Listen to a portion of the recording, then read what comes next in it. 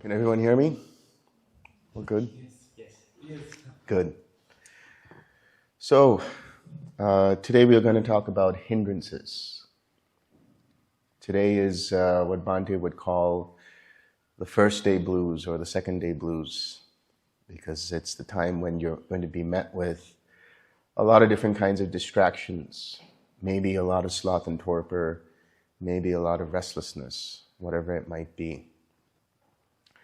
There are 5 basic hindrances that we'll talk about, and then there are subsets of those. There can be up to 16 in some lists, 12 in other lists, but it's the 5 basic precepts that we'll talk about. So what are the 5 basic, hindrances? The 5 basic hindrances are sensual craving, aversion, restlessness, doubt, and sloth and torpor. So yesterday I mentioned a little bit about these hindrances. And what I said was you have to treat your hindrances like friends. You have to treat them like teachers.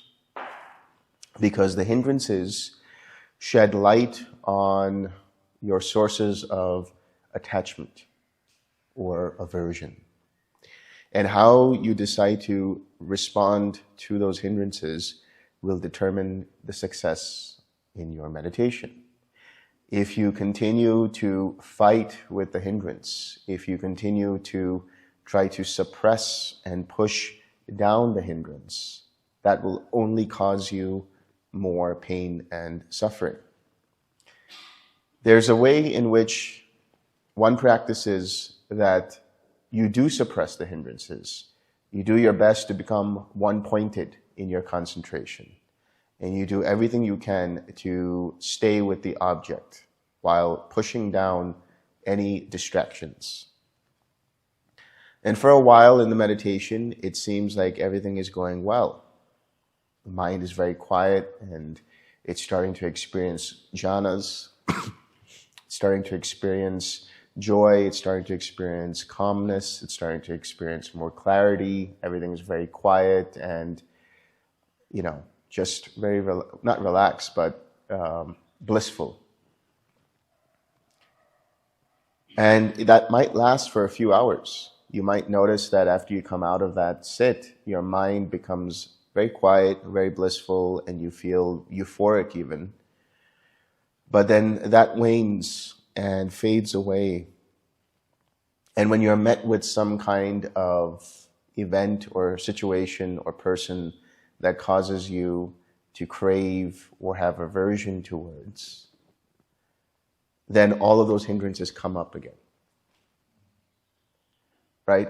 The analogy here is you take a beach ball, or you take any ball, and you submerge it underwater. You submerge it underwater. Now, when you let go, what happens? The ball bounces right back up. It's the same thing when you suppress hindrances. It seems like there's a temporary liberation from them. But what's the point if all you have to do is the same thing over and over again, suppressing the hindrances? So that's why the Buddha realized that there is another way to do this. During his journey through his meditative experiences before he became a Buddha, when he was a bodhisattva, at that time, he came across 2 teachers. One was Alara Kalama, and the other was Uddaka Ramaputta. Alara Kalama showed him all the way to nothingness. This is a state of meditation that we will discuss in a few days, but it is understood as the 7th jhana. It is the arupa state, the formless state of nothingness. And the Bodhisattva at the time was able to experience this state. And then Alara Kalama said, you have learned everything I have to teach. Why don't you stay here and become a teacher, right? I will pass on the lineage to you. And the Bodhisattva was not interested in that because he realized if this is the case, then this is very temporary. This isn't actually leading to the complete irreversible cessation of suffering. There is just this experience of being in nothingness. So then later on he met with Uddaka Ramaputta. And Uddaka Ramaputta said that I do know of a method which leads to what is known as neither perception nor non-perception. I myself don't know it, that's what Uddaka said, but I can tell you what my father taught me, and you can try it out for yourself. And so the Bodhisattva went through that process and experienced neither perception nor non-perception. But having done so, he realized there is still more to be done, because it's only the temporary liberation, the temporary suppression of craving, of aversion, and so on. And later on, after that, he went into ascetic practices. And he went there he did that for quite some time, and eventually he realized that there must be another way. And so he remembered a time in his childhood where he was at the harvest festival with his father, and he sat under the rose apple tree. And while he was sitting there as a child, he remembered that his mind was uplifted, very clear, very relaxed, very joyful, naturally happy, not with any kind of suppression or trying so hard. And so he used his intuition and he said, maybe this is the way that will take me to the end of suffering. And so the rest of the events that followed were that he went through the first 4 jhanas by doing this. There's a sutta called Samadhi Sutta. And in there he says that what I realized is that it is not through the forceful suppression of hindrances that leads to the cessation of suffering. It's through tranquilizing formations, tranquilizing sankharas. What does that mean, tranquilizing formations? It means to use right effort, right? The 4 R's that we talked about yesterday. It means to recognize anytime the mind gets distracted. And remember what it means to be distracted. Anytime the mind gets caught up in that distraction, anytime the attention is no longer on your object, whether it's loving kindness or the 6 directions or whatever it might be. And anytime that happens and you recognize it, what do you do next? You let go, you relax, you tranquilize the bodily formations. It means you relax the entire body. Notice any tightness and tension and relax. You tranquilize the mental formations. What does that mean? You let go of that particular craving, that particular hindrance, that particular distraction. And there is this clarity to be found in the mind when you let go of it, when you drop that. And after you relax, what do? Now you have to generate a wholesome state of mind. How do you do that? By smiling, bringing up your smile. If you're not smiling, you bring it up. If you are smiling, stay with that. And then you have to maintain that by staying with your object, whether that is loving kindness or radiating to the 6 directions or quiet mind or whatever it might be. So let's delve a little deeper into these different hindrances that we've just touched upon. So the first hindrance is sensual craving. What does it mean, sensual craving? There are actually 3 categories of craving, 3 types of craving. Sensual craving, craving for existence, and craving for non-existence. Right now, let's just touch on sensual craving. Sensual craving is anything related to the 5 physical sense bases, right? So you're sitting down for meditation and with your eyes closed. With your eyes closed, obviously, there is no sensory input happening in the eyes. But maybe you're hearing something. Maybe you hear the sound of a bird. Now your mind goes there. Your attention goes to the sound of the bird. And it starts to go into this loop of thinking about what kind of bird is it, and then thinking about a memory of when you heard that bird before, and then connecting that to something else. And before you know it, you are in a barrage and storm of different kinds of thoughts, unrelated to loving kindness, unrelated to your object of meditation. This is sensual craving. Getting distracted by what's happening in the outside world, outside your mind. Maybe you feel a fly on your arm, right? And you get distracted by that and you think about that fly. And the fly goes away, but you're still with that memory of that. And from there, you're thinking about something else. You're thinking about something else. You're thinking about something else. And you're going through this, what's known as mental proliferation or conceptual proliferation. One thought leads to the other, and then that thought leads to another, and so on and so forth. This is samsara. This is what samsara is. All of samsara is made up of your thoughts. All of samsara is made up of the concepts you have about yourself and about the world around you. And so one kind of mental, conceptual proliferation that happens is through sensory craving, sensual craving. Now, how does sensual craving arise? What is the origin of sensual craving? What are the factors for sensual craving? In the short term, it's essentially because the mind or the body or the ear or whatever it is makes contact with a sensory object. And as a result of that, you experience that. Now, when you experience that, your mind goes to it and says, I like it or I don't like it. That's craving. And so that is the beginning of the mental proliferation. But there is a long-term factor, let's say, for sensual craving. And that is related to the third precept. If you remember the 5 basic precepts that you take in the morning, you take more than that. But what is the third precept? Generally, it's said that the third precept is, I will abstain from any kind of sexual activity or any kind of sexual misconduct. But related to that is sensual misconduct. What does that mean, sensual misconduct? In the pursuit of sensory pleasures, you break the other precepts. You identify with one of the 5 physical sense bases and you say, I want more of that.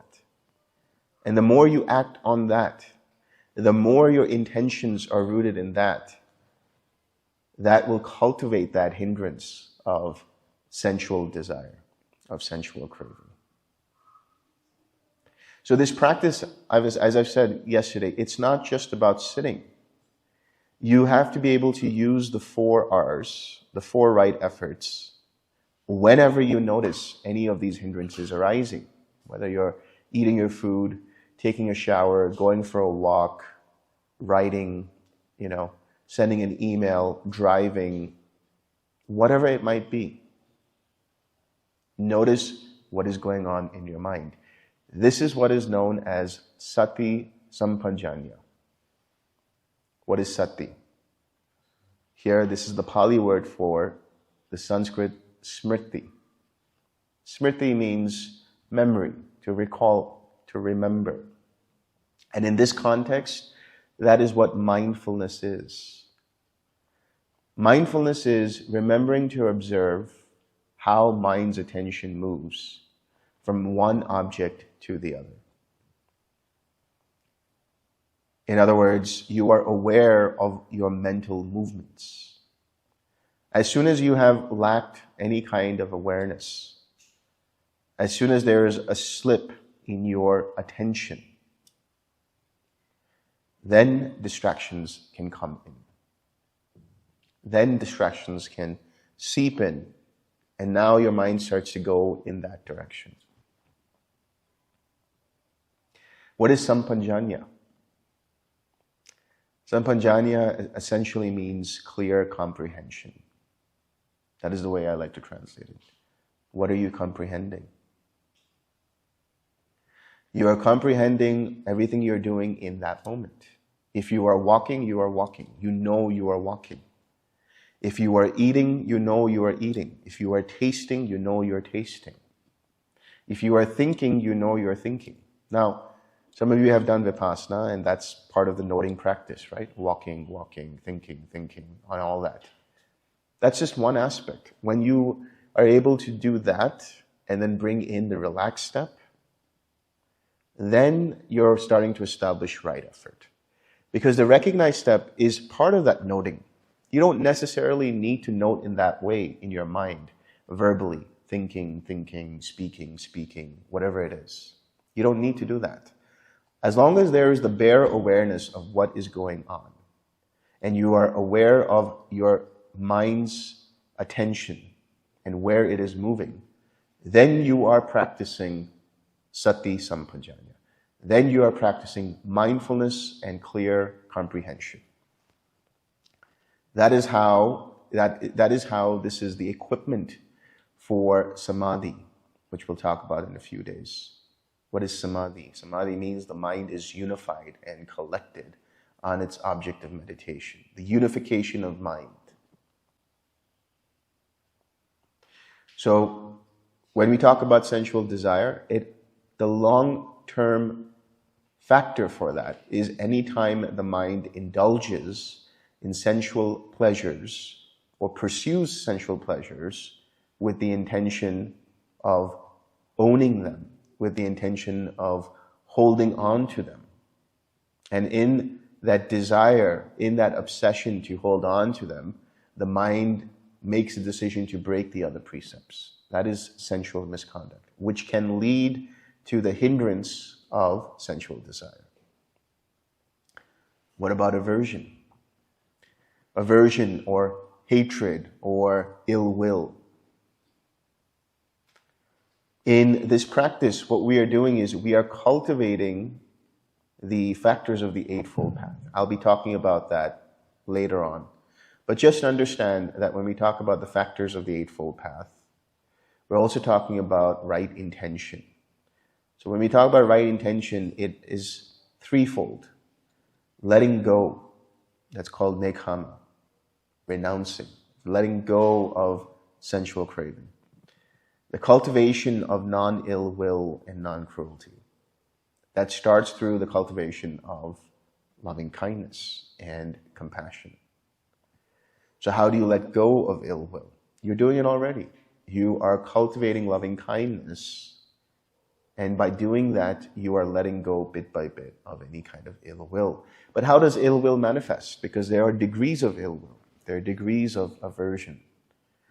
Right? There is the ill will that is the resentment towards someone. There's an ill will that is the, I don't like this person. I don't like this situation. I don't like being here. Whatever it might be. Or there is the ill will that arises in the form of an aversion. Something bites you while you're meditating, and your mind goes there, and you get angry at that. You get upset by it. It's a painful experience. It's a painful sensation that your mind says, I don't like it. And so if your reaction to it is, I don't like it, why is that the case?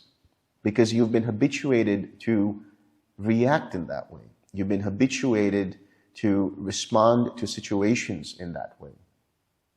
So this practice of right effort is a process of reconditioning. Reconditioning from the unwholesome to the wholesome. Reconditioning from aversion to loving kindness. So what's the first precept? I will abstain from killing and harming living beings. Right? So what does that mean? I will let go of ill will. But anytime you get upset in your mind towards someone, anytime you get angry towards someone, even if you haven't done anything physically, even if you haven't said anything to that person, the fact that there is a resentment there, the fact that there is some mental unwholesome state there, that in itself starts to bring up the hindrance of ill will in the long term. So you will notice as we go through these talks that this practice and the Dhamma, the Buddha Dhamma, is really this very nested, interconnected process. So you're not just taking the precepts because it's a ritual or it's a ceremony. You're taking the precepts because it actually purifies the mind. It actually cultivates a wholesome mindset. So every time you have ill will, understand it was because at some point, mentally, verbally, physically, the first precept was broken. Now, there's no sense in trying to figure out what exactly was it that I did that caused this arising of ill will. The only thing you can do now is deal with what's happening in the present moment. What's the point of trying to figure out what happened 10 years ago that led to this karmic stream that led to this particular situation? Even the Buddha has said this. He has said, there are those who preach karma in such a way that everything that has happened is a result of karma, and therefore I have to blame everything on that. But what's the point of doing that if you can't deal with the situation in the present moment? And how do you deal with the situation in the present moment? Right effort. Recognizing there is ill will, recognizing the mind is getting irritated, recognizing the mind is getting distracted, relaxing any tightness and tension, coming back to your smile, and then returning back to your object. So the goal here is not to go deep in your practice to the point that you shut out the entire world. That's suppression. The goal here is to be able to have enough open awareness that both insights arise and hindrances arise. You have to be okay with hindrances arising. If you have an open awareness, you'll be able to catch your mind going off guard and seeing the hindrance coming up, and then being able to deal with that hindrance in that moment. And you have to do that not only in the sitting practice and not only in the walking practice, but throughout the day. The more you do this, the deeper your practice will become, the deeper your sits will become.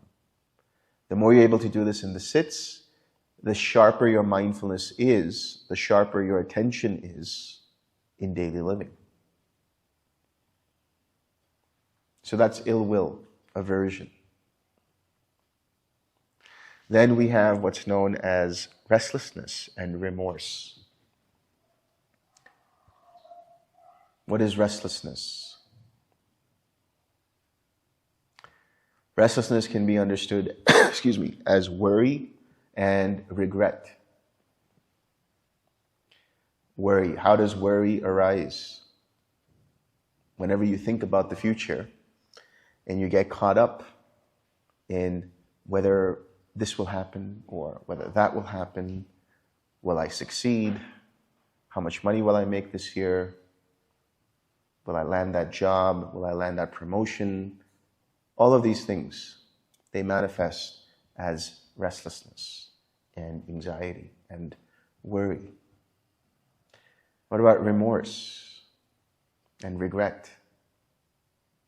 Thinking about the past. Oh, I shouldn't have said that to that person. I shouldn't have done that. If I only did this, then I wouldn't be in this situation. Right? So, at the very, very subtle level, restlessness is also just the deep movements of the mind. Because restlessness is not just a hindrance, but it's also a fetter that's present in most beings. Restlessness is gone completely when somebody becomes fully awakened.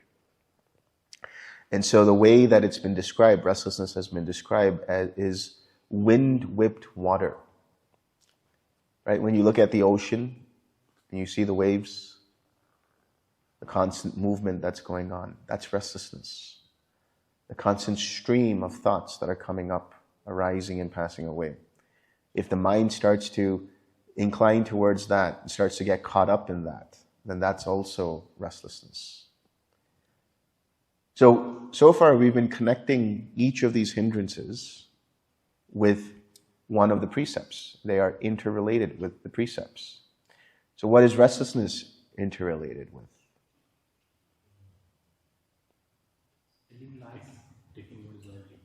Taking what is not given. Right? What does it mean, taking what is not given? Usually we say that means not to steal, not to take something that is not given. But that means also not to borrow something without informing another person. Not to borrow something and saying, I'm going to bring it back. You haven't asked that person, or that person hasn't actually willfully given that to you. Now, that could mean a whole host of things. When we talk about taking what is not given, it can mean possessions, it can mean physical possessions, it can mean seeking attention, craving for attention, stealing the limelight from someone, right? Trying to garner favor from people, taking more time than is required from someone, and so on and so forth. These are the different kinds of taking what is not given. And that mindset is a very agitated mindset. And it results in an agitated mindset. Now, when we talk about these precepts, there are layers to them. At the forefront, in the beginning, when you start to follow these precepts, it's very basic. But as you start to get deeper into the practice, you become more mindful of the things that you're doing in your life, right? You start to think, does it make sense for me to really say what I want to say at this point? Or is it okay for me to stay quiet? Does it make sense for me to try to barge in, and try to make my point when somebody else is talking? Does it make sense for me to try to steal the limelight? Right? These very subtle movements of the mind that are rooted in this restlessness cause the mind to seek out things that is not its own. So it can be possessions, it could be attention, it could be time, it could be money, it could be whatever it is. But that gives rise to an agitated mind, a restless mind. Then we have something called, excuse me, sloth and torpor. So sloth and torpor is essentially a mind that has lack of attention. That's one aspect. And the other is a mind that starts to become dull and fall asleep. Maybe that happened today in the morning meditation. It's okay, it happens. It's fine. But how do you deal with that sloth and torpor? There are different ways of dealing with sloth and torpor. First, let's understand what is the connection between sloth and torpor and another precept. That precept is refraining from or abstaining from indulging in intoxicants. So when we talk about intoxicants, the very basic of that is alcohol, right? Anything that dulls the mind. So that could be any kind of intoxicant. But as you start to follow the precepts, you notice that the mind also might have a tendency to overindulge in certain kinds of things. Right? We have so many different streaming platforms here in India. More so, I think, than in the US. And it's always vying for our attention, right? And what do? Oh, the latest show is out this weekend. I'm going to spend all weekend binging this first season of the show. And you do that, and how do you feel at the end of it? You feel like a zombie. You feel dull. Your mind is just tired, doesn't want to do anything. So the overindulgence in anything, the overuse of anything, is also part of that precept. Abstaining from that. Moderation in what it is that you do, whether it's reading or watching television or answering emails or listening to audiobooks, any kind of consumption. There's the Pali word ahara, right? That means food. But it doesn't just mean gross food, which means, food that is that's taken in by the body and digested. But it's also food for the senses. Pay attention to what it is that you're watching. Pay attention to what it is that you're listening to. Pay attention to everything in terms of your six sense bases. Pay attention to the thoughts that are reflected upon what it is that you're experiencing. So overindulgence in anything can result in sloth and torpor. Now, there are some practical approaches to dealing with sloth and torpor. First and foremost, it's to make sure that you have enough rest, enough sleep. Now, there might be changes to your schedule now that you're here on this retreat. And your body and your mind might take a couple of days to adjust, and that's okay. But make sure that you're getting enough rest. I might be the only teacher who says, I want you to take as many naps as possible on this retreat. And when I talk about naps, I'm not talking about like 3-hour siestas. This happened to me once. While I was in the US, I was giving a retreat there, and there was this young man who was, he was dealing with sloth and torpor, and I said, you should start taking some naps and dealing with that. So he said, I'm feeling really great now. I'm just no more sloth and torpor. I'm like, great. What have you been doing? Oh, I've been taking naps. How long have your naps been? Oh, 3-4 hours. So when are you meditating? So when we talk about naps, we're talking about really, short naps, like 15 or 20 minutes. Anything beyond 20 minutes, the mind starts to get groggy because it starts to get into the different sleep cycles, and it can create a disruption. So take some naps, that's one thing. The second thing is make sure that you're meditating in light. That's one of the reasons why I like this hall. Now you can't really notice, but there's always a lot of light that seeps into this hall. So it's really good. So make sure that you have enough light wherever it is that you're meditating. Now, I talked about sloth and torpor in the form of lack of attention. What can happen is you think that you're feeling the feeling of loving kindness. You think that you're staying with the feeling of loving kindness. And then little holes are poked into your attention. And for a moment, your mind goes somewhere else. And then you come back to the loving kindness. And then for another moment, your mind goes somewhere else. And so there's these gaps in your attention, micro gaps in your attention. And you'll notice, you might not notice yourself amongst the people around here. If somebody was walking around, especially during the morning meditations, and people are sitting, you'll notice that their heads start to bob like that. Right? And that means that the mind is starting to experience sloth and torpor. So when we have that inattention or gaps in attention, what that means is there's not enough interest, there's not enough actual focus on your object. Too much focus, and that will create a barrage of restless activity in the mind. Too little focus, and sloth and torpor starts to seep in. So the analogy here is it's like the aperture of a camera. Right? You have to be able to have just enough so that you can see the whole picture. If you focus too much, you're pinpointing only one aspect of the picture, not able to see what is arising in the form of insights or hindrances.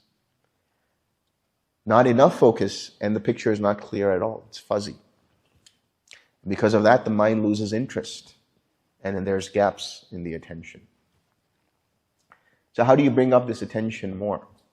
Well, one way could be to pinpoint your focus a little bit, but another way is to do the walking meditation, but backwards. Walk backwards.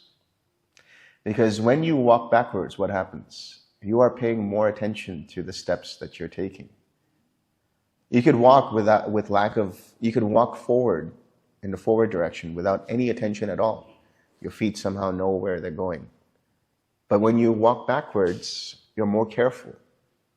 You're more attentive to what's going on. So do that. Do that for 15, 20 minutes, and then come back to your sit and see how you feel. You'll notice that the mind becomes more collected. And then finally, we have what's known as doubt. Now, doubt has a lot of different connotations, different kinds of connotations. Here, doubt can mean doubt in yourself. I don't know if I can actually do this practice. I don't know if I'm actually feeling the loving kindness. I don't know if I'm actually using the right effort in the right way, and so on. So doubt is connected to the precept of telling the truth, right? I will abstain from using false speech. Because the moment you start to use false speech, what happens? It's an intention to deceive. Even a small little white lie to try to bring yourself up, prop yourself up in front of others. Even that is, there's an intention to deceive. And the more somebody does this, the more there's doubt in others. I wonder if they're telling the truth. I wonder if they're being honest with me. And then there's self-doubt, right? Doubt in your own efforts, doubt in your own achievements, doubt in your own practice. That's one kind of doubt. Another kind of doubt is, well, there should be a healthy amount of skepticism. Even the Buddha has talked about this. He said, come and see for yourself and try out this practice. There's nothing you need to believe in. There's nothing you need to have faith in. There's nothing that we're asking you to do blindly. Just come and see for yourself and experiment and notice if this process works for you. So doubt is different from skepticism. This kind of doubt is more related to comparing your practice with others, or comparing your practice with previous practices that you've done. And so for that reason, I would request all of you who have done other practices to just let go of that for the next 7 or 8 days. And start with that beginner's mindset. That will help you immensely. You have no idea how much that will help you. I can speak from my own experience. I started this practice in 2016.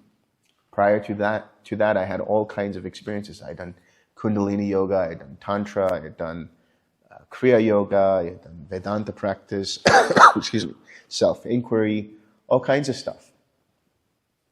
And I could have, I'd done Vajrayana, I'd done Dzogchen, Mahamudra, all of this. And I could have used all of that and I could have compared it to the practice that I was doing in TWIM. And that would have really resulted in very, very slow progress. Because there's always that mind that wants to compare, right?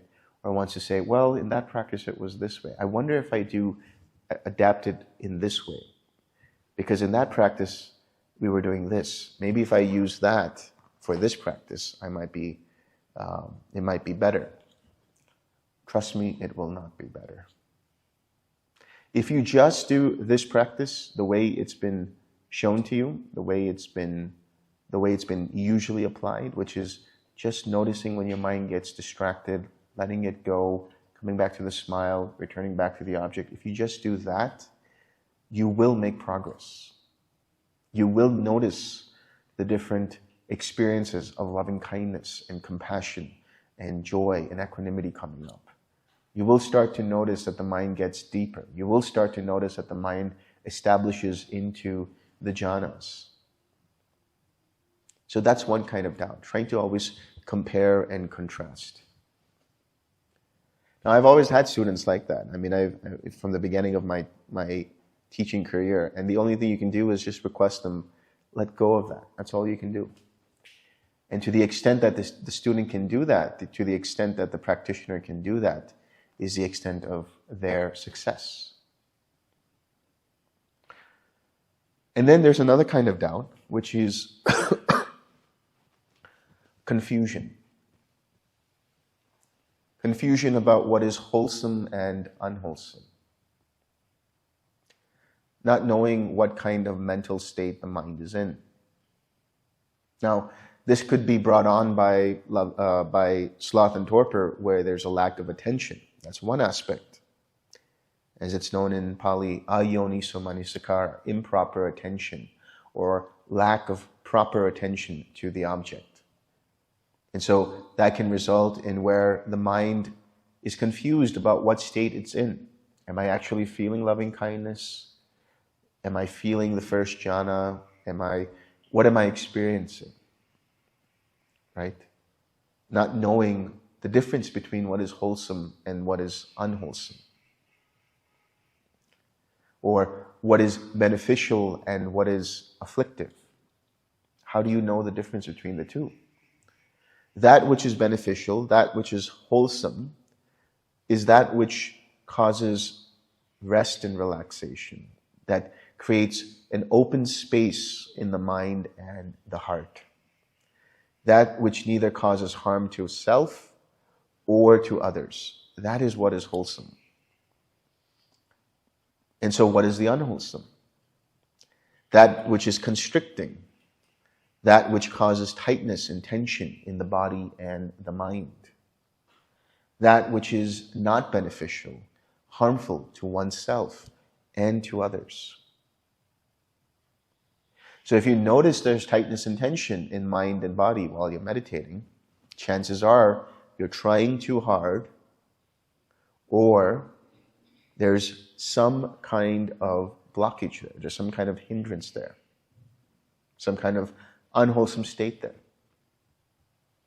So how do you deal with it?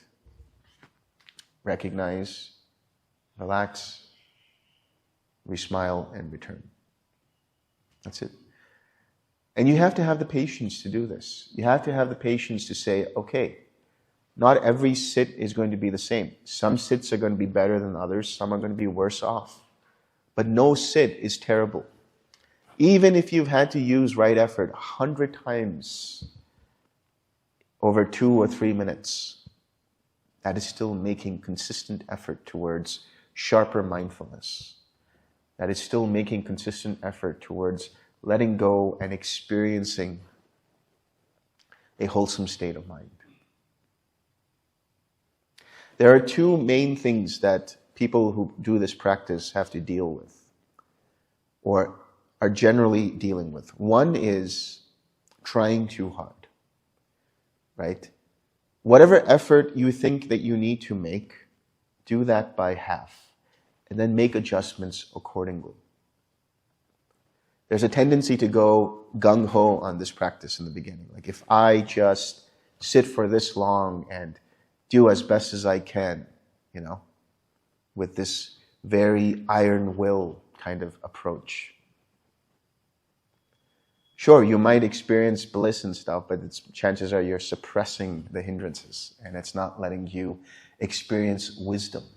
Because this practice is twofold, remember. It's samatha and vipassana. So what is the samatha aspect of this? The samatha aspect of this is to have the open awareness. So when we talk about twim, right? T-W-I-M, the tranquil aspect is samatha. But the other aspect is wisdom and insight. That is vipassana. And vipassana is only possible in this practice when your mind is open enough to notice what's going on. And so what you are doing is essentially the awareness of awareness. Metacognition. Metta as opposed to metta, right? Metta here meaning the cognition of cognition. So in other words, aware of what you're being aware of. That's mindfulness. Noticing what kind of movements are happening in the mind, and then letting go anytime there is an unwholesome state. So trying too hard is the first one. The second one is beating yourself up. In other words, this is non-acceptance of the present moment. Non-acceptance of yourself. I see this more in the West than here in the East, but it's starting to happen here too, as we have a more globalized society where people have this tendency to create this standard that if I only reach this standard, I will be good enough. And in doing so, The mind wants to seek the approval of others. The mind wants to become better than others. And then the most extreme form of that is self-denial, self-hatred, self-loathing. I'm not good enough. I'm not doing this practice correctly. The more you have that, and the more you're not able to just accept things as they actually are. Okay, there's sensual desire in my mind right now. What do I do about it? How do I let it go? That's it. That's all you have to do. Why do you have to beat yourself up and say, why did I have this sensual desire? Why did I get angry about this? There's a tendency for the mind to get angry about the fact that it got angry. That doesn't make any sense. Okay, I got angry. So what? No big deal. I'm going to let it go. Oh, I got distracted over here. I was thinking about this. Oh, okay, well, relax. Come back. When you do this, when you have that attitude, when you have that intention, when you have that approach of it's only this, it's only sensual desire, it's only aversion, rather than, oh, it's this monster of craving, right? It's this giant of restlessness. No, it's only restlessness. If you change your perspective in that way, then you don't take things personally. You don't beat yourself up. And if you're doing that more and more, then I'll have to give you another practice, which we'll talk about in our interviews. So these are the 5 hindrances that you will deal with, right? At one point or the other. Sensual desire, aversion, restlessness, sloth and torpor, and doubt. And for each of these different hindrances, or their subsets, it's the same approach over and over again. As long as you have mindfulness, as long as you have patience, as long as you have compassion for yourself, when you're doing this process and noticing and letting go, then you will make progress, not before.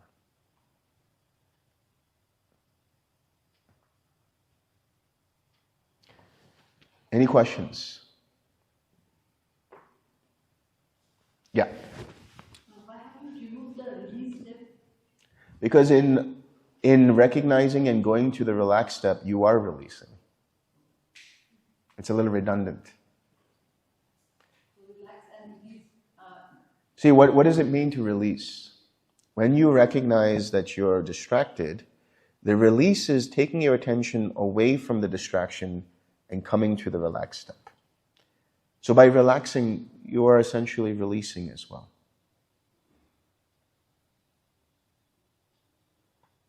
Sir, whether hindrances which are occurring now or because of past lives? Well, we don't know that, right?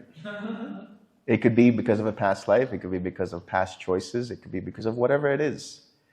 But like I said, what's the point of trying to figure that out? The only thing you can deal with now is the present moment and the current situation.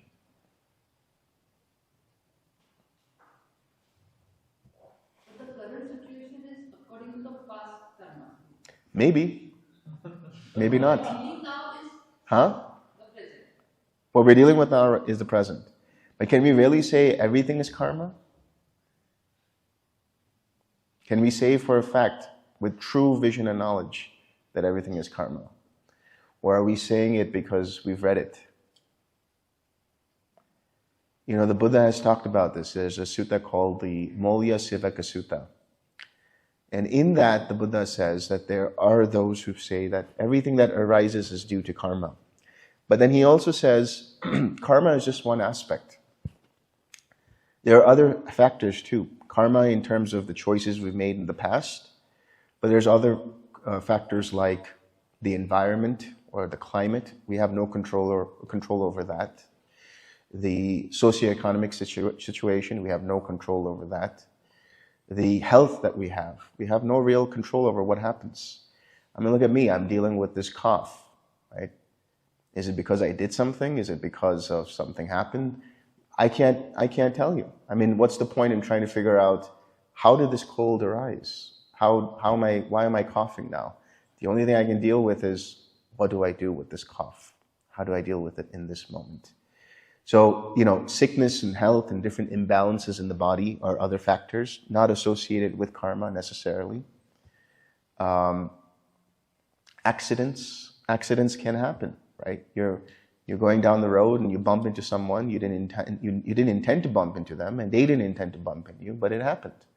So accidents is another aspect of it. So trying to figure out the cause and condition is one thing, to the extent of seeing the causes and conditions in relation to dependent origination. That this experience that I'm having now is a result of some kind of contact that has occurred in the past. But then trying to figure out it's because of this specific situation, it doesn't help. The only thing you can do now is, okay, I am met excuse me, I am met with this difficult situation. What do I do about it? How do I perceive it? How do I deal with it? Do I identify with it? Do I have aversion towards it? Do I take it personally? Do I cling to it? What do I do with it? Or do I see it for what it actually is? That this process, this experience, this feeling arose due to certain causes and conditions. Dependent upon those causes and conditions. Maybe I don't know those exact causes and conditions.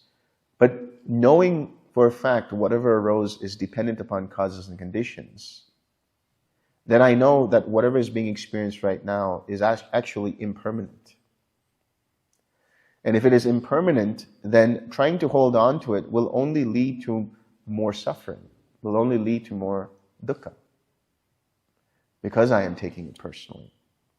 But if I understand that it is impermanent, then I will not hold on to it, and I will just let it go, using right effort.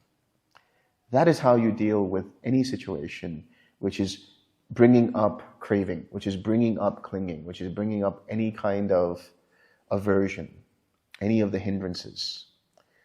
So right effort is the key to letting go of karma, old karma, new karma. We'll talk about that more as we talk about dependent origination. Yeah. Can you repeat about micro gaps in your attention when you were explaining sloth and torpor? When you experience sloth and torpor, what happens is, for a moment you think, for a moment you think you are with your object of meditation, and then some kind of small thought slips into your awareness, and for a moment your mind goes there, and then that gap of going to that thought starts to become larger and larger and larger, and before you know it, you're no longer on your object, and you're kind of in a dull mindset. Yeah.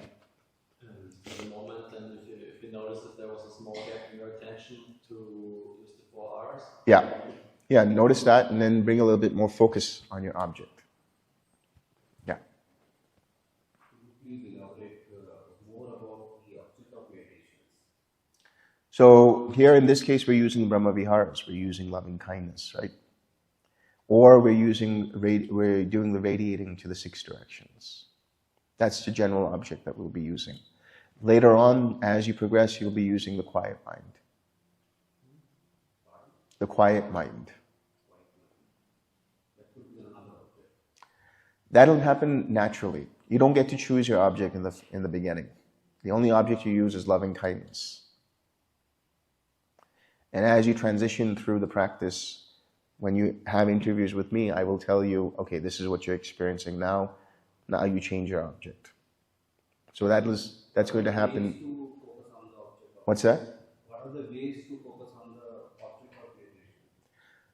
Well, for one, you have to place your attention on something. So when you bring up the feeling of loving kindness, now you know what that feeling feels like. So now the intention is to just keep your awareness there. How to generate the feelings, either in the mind or either in the heart?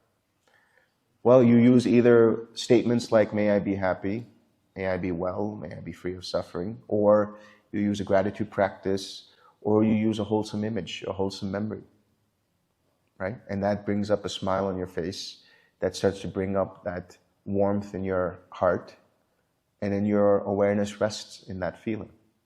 And that happens for the first 10 minutes, and then you bring up a spiritual friend, and you stay with that spiritual friend.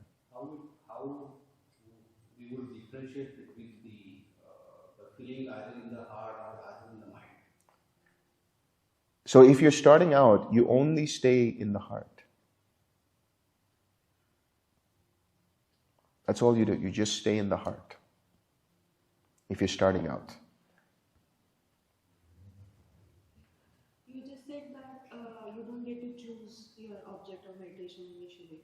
So if someone has been practicing and they have tried different methods and they have found something that works really well for them, why should they still keep trying to develop different ways and basically, develop practice with different object of meditation? That's what I'm saying. You don't keep changing. It happens on its own. So metta changes to karuna. Loving kindness changes to compassion. Compassion changes to joy. Joy changes to equanimity. And then the equanimity changes to quiet mind. What if, it's not feeling based? Say someone has found, natural progress with breath. So how does that begin? Like if I have been practicing just with breath, then why should I try to develop? Well, it depends on what kind of breath practice you're doing, because when we talk about anapanasati, there's so many variations. There's the breath practice where you focus over here. There's a breath practice where you focus over here. There's a breath practice where you focus on just the movement of air up and down. But with loving kindness, what we found with Brahmaviharas is that it feels good. The breath practice, it's boring, frankly. It's very boring. So with Brahmaviharas, you're actually feeling some kind of spice, It's very interesting. It's got its own vitality to it. Yeah. During the practice, you mentioned that first step is to bring that sense of loving kindness in your heart or mind over it. Then you stay with that feeling, right? And when you stay with that feeling, you stay with it, and then this feeling goes away, and you feel like you're radiating something, but there's nothing, the feeling is gone. So do you sort of bring that feeling back using how you started it, and then stay with it, and then it again goes back when you bring it back? Yes. Yeah. So, do we have different spiritual friends at different states? You choose only one. One person. Only one person. Yeah. So today, when I was trying to bring up the feeling, forgiveness came up as more interesting. And the feeling was, it's a spectrum of feelings, and I was just curious to see, where does forgiveness sit in this loving kindness, compassion, in that whole spectrum? So the forgiveness practice is actually a supplementary practice, right? So when I talked about when someone doesn't feel like they can accept themselves, someone feels resentment towards things, then the forgiveness practice is used. And I will prescribe to people forgiveness practice, but that's only dependent upon the interviews. I wouldn't start off with forgiveness right on day one. It just depends on where you are, what's going on. And I'll only be able to know that with the interviews. If you've done forgiveness practice before, have you done it before? Well, it was just the line practice of the whole. It just naturally came up as a statement. Yeah, you don't want to do that. Just let that go. There is a way that we do forgiveness practice here, but we'll talk about that in the interview and see if you need that. And some people feel like forgiveness is a punishment. It's like, if I give you forgiveness, it's like, oh no, you did something wrong. Don't think of it that way. It's actually really, really helpful. Bhante Vimramsi did it for 2 years. He was inspired by the whole Ho'oponopono practice. And he developed this forgiveness practice when he was reading a book called Who Dies by Stephen Levine. And he tried this for 2 years, and it worked wonders for him. So there's, I think up there in the interview room, there's the books there. And I'll give you those books if you feel like you want to do forgiveness practice. can we get distracted without having tightness in mind and body? Yes, of course. Yes. And so that's the thing. Tightness and tension can be physical, where you feel constricted, but it can also be mental. Not necessarily a physical feeling of tightness and tension, but a mind that is constricted, a mind that feels that's not open enough, let's say, that doesn't have enough spaciousness to it. That could also be a feeling of tightness and tension. Sir, one more question can I ask? Like for already practitioners of field, like whenever we practice 6 directions, the mind automatically wants to quiet mind. But as you said yesterday that we need to do each direction for 4 to 5 minutes. Yeah.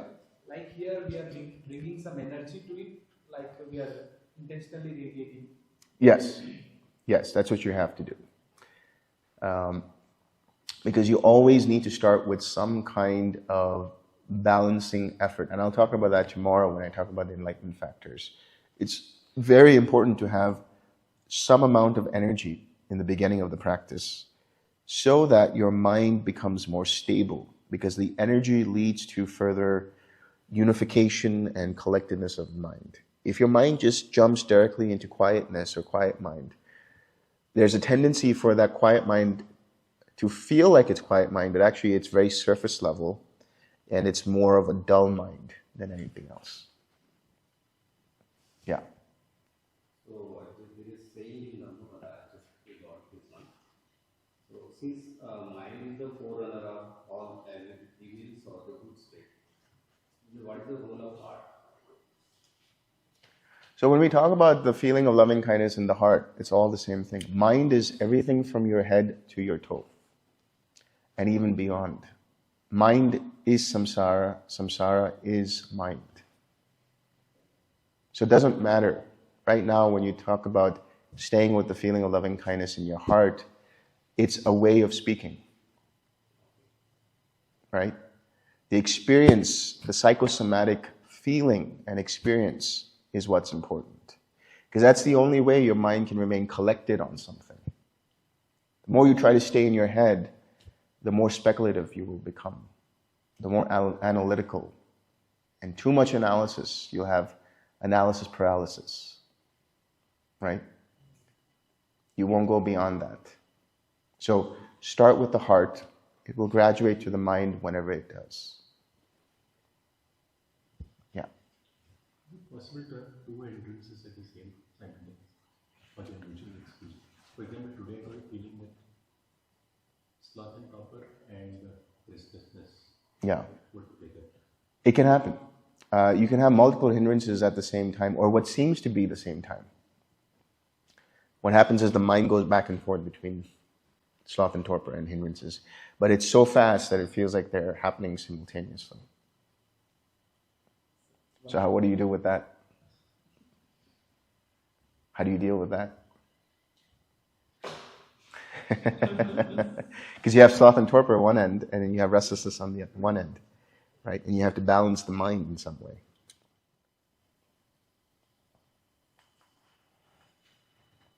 Okay. So there are these books here, which is a guide to tranquil wisdom, insight meditation by Bhante Vimramsi. This is generally for beginners, but whoever wants to take a copy can take a copy. So it's right here. You can take it after this talk. Let's share some merit. May suffering ones be suffering free, and the fear struck fearless be. May the grieving shed all grief, and may all beings find relief. May all beings share this merit that we have thus acquired for the acquisition of all kinds of happiness. May beings inhabiting space and earth, devas and nagas of mighty power, share this merit of ours. May they long protect the Buddha's dispensation. Sadhu, sadhu, sadhu.